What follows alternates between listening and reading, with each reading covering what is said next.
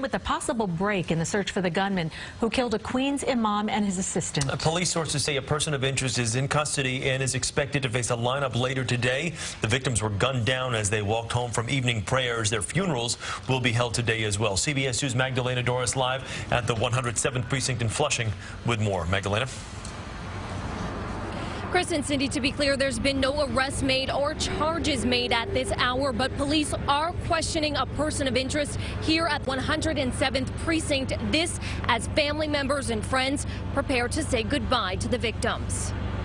Posters are plastered outside of the mosque where 55-year-old religious leader Imam Malama Akanji would pray. Today, he, along with his 64-year-old assistant, Tharamuddin, will be laid to rest. Good person.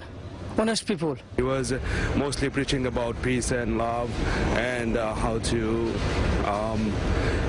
live in the community with peace and dignity. Surveillance video shows the men walking home from afternoon prayer along 79th Street and Liberty Avenue when they're approached from behind and murdered. And I heard 5 shots fired. Police are now questioning a person of interest in the case. Sources say the man in custody rammed into an unmarked police vehicle in Brooklyn last night.